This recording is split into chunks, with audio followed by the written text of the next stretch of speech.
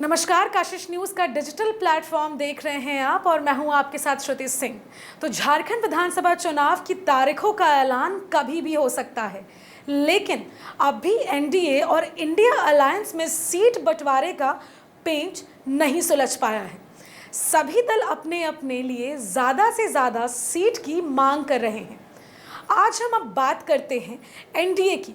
सुदेश महतो की आजसू पार्टी के साथ भाजपा का गठबंधन लगभग तय माना जा रहा है, जबकि जदयू, लोजपा, आर और एनसीपी अजीत पवार गुट भी एनडीए गठबंधन के तहत चुनाव लड़ना चाहते हैं। हालांकि चारों दलों का गठबंधन होता है तो फिर सीट बंटवारे का मसला सुलझना आसान नहीं होगा। खबर है कि विधानसभा की दर्जन भर से ज्यादा सीटों पर पेंच फंस रहा है। आपको बता दें, इन सीटों पर गठबंधन में शामिल होने वाले 2 या इससे अधिक दल चुनाव लड़ने की तैयारी कर रहे हैं। तो चलिए हम आपको सीटवार बताते हैं कि आखिर वो कौन कौन सीट है जहां विवाद है। शुरुआत करते हैं गांडेय विधानसभा सीट की। 2024 में गांडेय विधानसभा सीट पर हुए उपचुनाव में भाजपा आजसू के गठबंधन में पेंच फंस गई थी। आजसू यहां से अपने नेता अर्जुन बैठा को प्रत्याशी बनाना चाहती थी, जबकि भाजपा ने दिलीप वर्मा को चुनाव मैदान में उतार दिया। बाद में अर्जुन बैठा निर्दलीय चुनाव में उतर गए। नतीजा दोनों की हार हो गई और बाजी तीसरा मार गया। तब अर्जुन बैठा और बतौर निर्दलीय उम्मीदवार करीब 6,960 वोट मिले थे, जबकि बीजेपी प्रत्याशी दिलीप वर्मा को 82,678। आपको बता दें कि अर्जुन बैठा जब साल 2019 में आजसू के टिकट पर चुनाव लड़ रहे थे, तब उन्हें 15,361 वोट मिले थे। इस नाते आजसू इस सीट पर अपना दावा कर रहा है, लेकिन चूंकि पिछले दिनों जेएमएम से गांडेय के पूर्व विधायक जयप्रकाश वर्मा की भाजपा में वापसी हो गई है, ऐसे में ये तय माना जा रहा है कि गांडेय से जयप्रकाश वर्मा ही भाजपा के प्रत्याशी होंगे। ऐसे में आजसू को इस बार भी ये सीट मिलती नहीं दिख रही है। तो इधर जदयू प्रदेश कार्य समिति ने जिन सीटों पर चुनाव लड़ने का प्रस्ताव पारित कर पार्टी के राष्ट्रीय नेतृत्व को सौंपा है, उनमें मांडू प्रमुख है। पार्टी के प्रदेश अध्यक्ष खीरू महतो इस सीट से अपने बेटे दुष्यंत पटेल को चुनाव लड़ाने की तैयारी कर रहे हैं। दूसरी तरफ इस सीट पर आजसू की भी दावेदारी है। पार्टी यहां से तिवारी महतो को प्रत्याशी बनाना चाहती है। अगर पिछले विधानसभा चुनाव परिणाम की बात करें तो यहां से जेपी पटेल भाजपा के टिकट पर चुनाव जीते थे। जेपी पटेल को 49,855 वोट मिले थे, जबकि दूसरे नंबर पर यहां आजसू के निर्मल महतो रहे थे। निर्मल महतो को 47,700 के राम प्रकाश भाई पटेल रहे। उन्हें जेएमएम में 44,768 वोट मिले।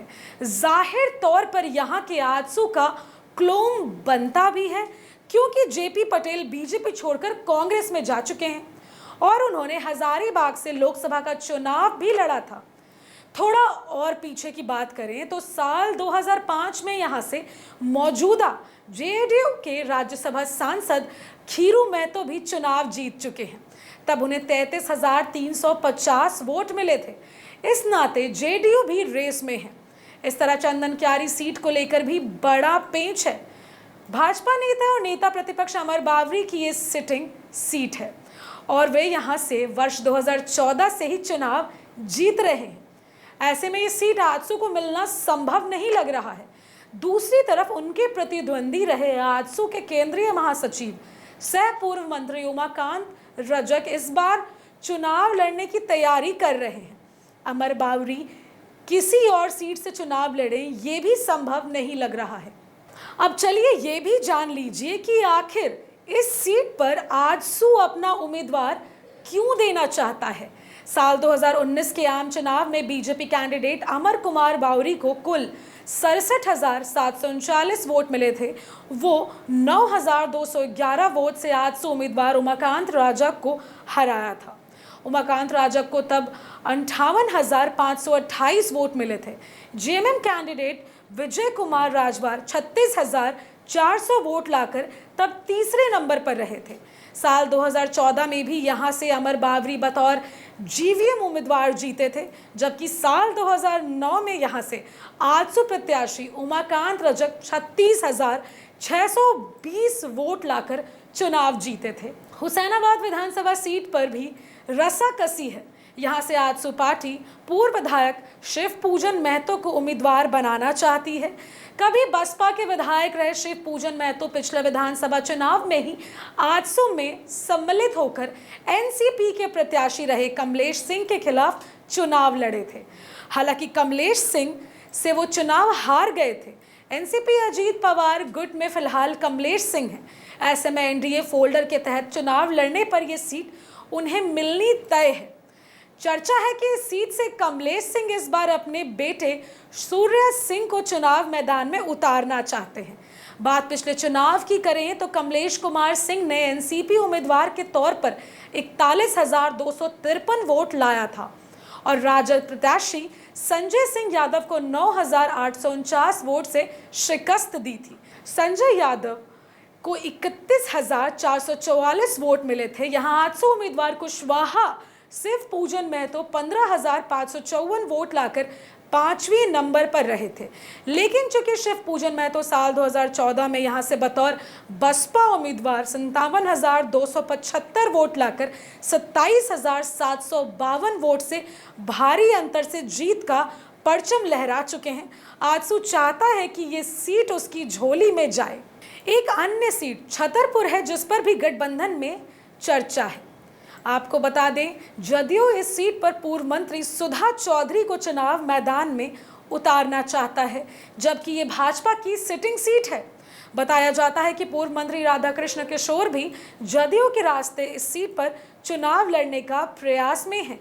साल 2019 में इस विधानसभा सीट से बीजेपी प्रत्याशी पुष्पा देवी ने 64,127 वोट लाकर 26,792 वोटों के अंदर से राजद प्रत्याशी विजय वर्मा को हराया था। विजय वर्मा को 37,335 वोट मिले थे, जबकि तीसरे नंबर पर आजसू उम्मीदवार राधाकृष्ण किशोर थे, उन्हें 16,018 वोट मिले। इधर लोहरदगा और जुगसलाई पर भी बीजेपी और आजसू के बीच खींचतान है। कहा जाता है कि साल 2019 में लोहरदगा सीट को लेकर ही आजसू ने बीजेपी से गठबंधन तोड़ लिया था और अकेले चुनाव लड़ा था। साल 2019 में यहां से कांग्रेस उम्मीदवार रामेश्वर उरांव 74,380 वोट लाकर चुनाव जीते थे। उन्होंने तब कांग्रेस से बीजेपी में आए सुखदेव भगत को 30,150 वोटों के अंदर से चुनाव हराया था। सुखदेव भगत को 44,230 वोट मिले थे, जबकि तीसरे नंबर पर रहे आजसू उम्मीदवार नीरू शांति भगत को 39,916 वोट मिले थे। बीजेपी और आजसू के बीच वोट बांटने का फायदा रामेश्वर उरांव को मिला था। तो जुगसलाई की बात करें तो यहां से साल 2019 में जेएमएम कैंडिडेट मंगल कालिंदी से बीजेपी उम्मीदवार मोरीराम बावर्ची को मत दी थी। तीसरे नंबर पर आजसू प्रत्याशी रामचंद्र सहित थे। आजसू का दावा यहां इसलिए मजबूत बनता है क्योंकि साल 2009 से लेकर 2014 तक यहां से रामचंद्र सहित ही जीतकर सदन पहुंचे थे। इनके अलावा भी कुछ और सीटें हैं जिन पर एनडीए के सहयोगी दलों के अंदर दावेदारी का खेल चल रहा है। देखने वाली बात यह होगी कि आखिर कैसे इसको शॉर्ट आउट किया जाता है। लेकिन अगर मिल बैठकर सीट विवाद सुलझा लिया जाए तो 2019 का प्रदर्शन 2024 में दोहराना हेमंत सोरेन के नेतृत्व वाले इंडिया गठबंधन के लिए आसान नहीं रहने वाला है। वैसे इस समस्या से खुद हेमंत सोरेन को भी दो चार होना है, क्योंकि कांग्रेस भी पिछली बार की तुलना में कुछ और सीटों की डिमांड कर रही है। राजद भी चाहता है कि इस बार उसे वैसी सीट दी जाए जो जिताऊ हो। बहरहाल क्या होता है, कशिश न्यूज़ की नज़र इस पर है और हमारी कोशिश होगी कि सबसे पहले जो भी डेवलपमेंट सामने आता है उसे हम आप तक पहुंचाएं। फिलहाल मुझे दीजिए इजाज़त और कशिश न्यूज़ का डिजिटल प्लेटफॉर्म देखते रहिए, हमारे साथ और अपडेट के लिए बने रहिए। और अगर अभी तक आपने हमारे चैनल को लाइक और सब्सक्राइब नहीं किया है तो फ़ौरन हमारे चैनल को लाइक और सब्सक्राइब करें। नमस्कार।